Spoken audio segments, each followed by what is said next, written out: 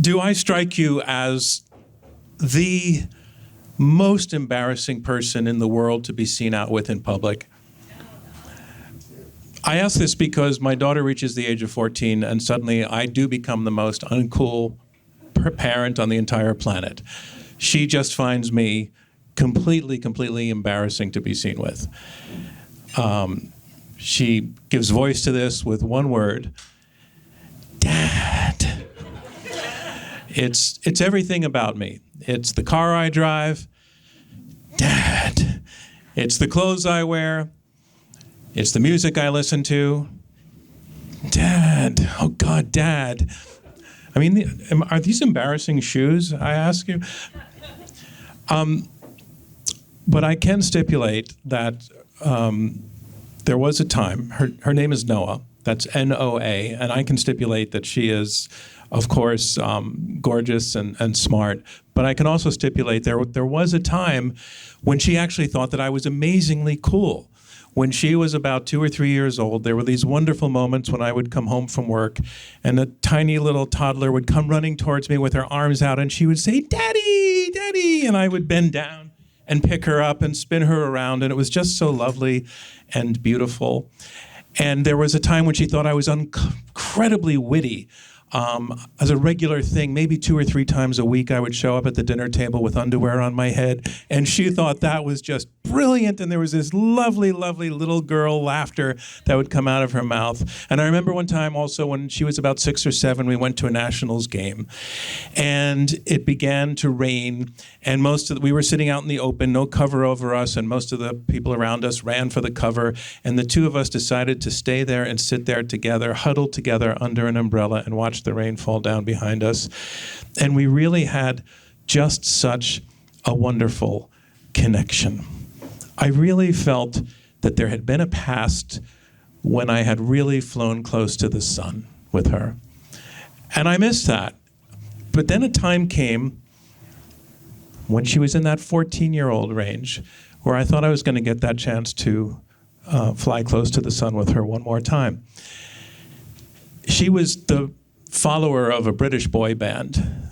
She was really taken with them, kind of obsessed with them. She knew everything about them. She knew the names she knew their names. She knew all the songs, all the lyrics. She knew their shoe sizes. She knew the names of their bodyguards. She really was totally taken with this band. And one day she informed me that this band, you've heard that I worked at ABC at one time, that this band was going to be appearing in Central Park under the auspices of Good Morning America, an ABC News program. She told me about this by email, sent from the next room. And I didn't say anything, but I looked into it, and I was able to get a ticket for her. I informed her by email back. She wrote back, can you get 2 more tickets for some of my friends? I worked on that. And the day came when I actually had 3 tickets. This was going to happen in New York in Central Park. We were starting in Washington.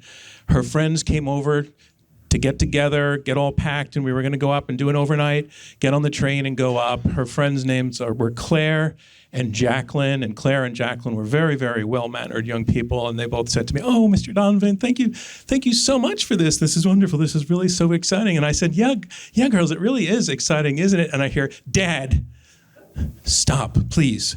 Stop talking to my friends.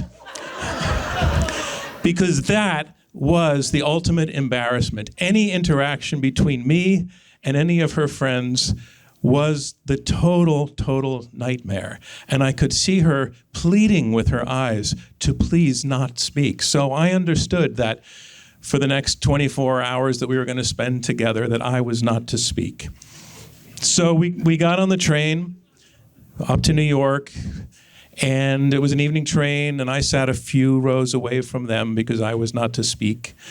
And we checked into a hotel, and I just kept a distance because I was not to speak. And then the next morning, we got on a line to get into Central Park. We started way before dawn. We were standing for hours. They stood together chatting, and they're very excited. I said nothing because of the rule. We finally get to the actual event, and the tickets were spectacular. They were standing room, but they were right up against the actual concert, the railing. They were up against the railing. And they could see these guys singing through the whole thing, and there were 6,000 screaming teenage girls standing around and all jumping up and down, and they were jumping up and down. And I remember the performance, this band, which you've heard of One Direction? Okay. So their hit song at the time was actually called The Best Song Ever. And I was wearing earplugs, which I brought along, but I could hear the lyrics through the earplugs, and it went something like, I think it was, oh, oh, oh, I think it was, yeah, yeah, yeah, and they're all like totally blissed out to these lyrics and to the song. And a moment comes when I'm standing a few rows back because, again, I was not to speak or be seen. A moment comes when I see Noah begin to look around, and I think maybe she's looking for me. And indeed, she is looking for me, and she makes eye contact with me, and she gives me one of these.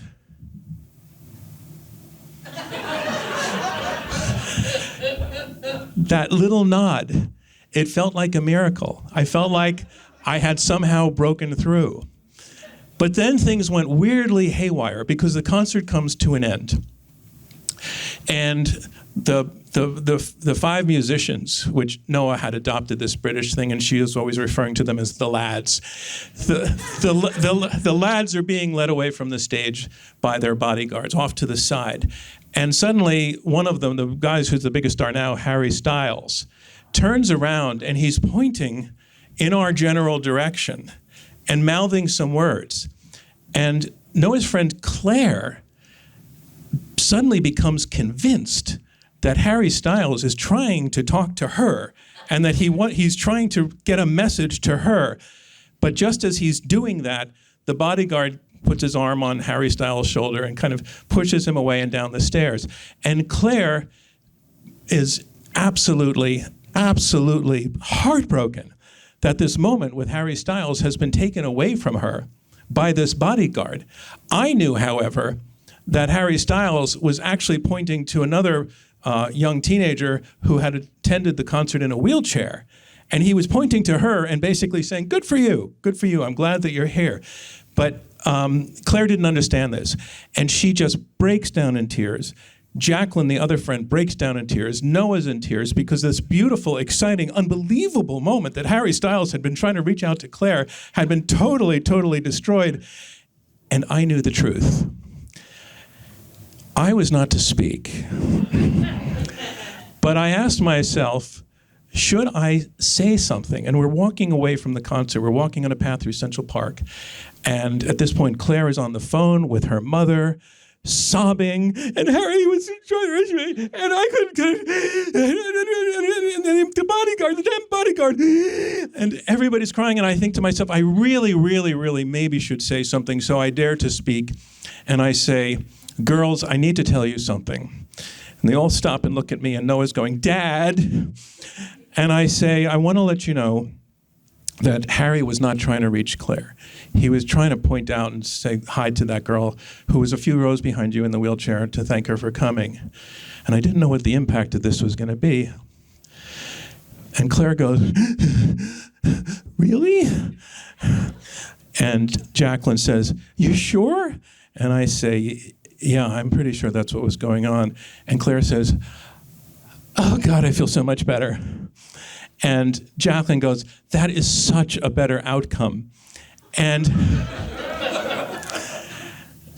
they walk off, the three of them, suddenly their spirits lifted and this burden of this horrible outcome, they're relieved of it. They feel so much better and they've had a great time at the concert and they're walking along and we're gonna go get some breakfast and I'm 3 paces behind. But once again, Noah turns. After this incident, after this interaction, she turns and gives me one more of these. And I feel like, okay, I'm breaking through. And we moved away, and I had a song in my heart, which was, of course, I think it was, oh, oh, oh. I think it was, yeah, yeah, yeah. So the first time I ever told that story, Noah was furious with me for telling this story. She's 25 years old now. And I told her recently I'm going to tell that story again. And she said, oh, cool. That's a really good story. Thank you very much.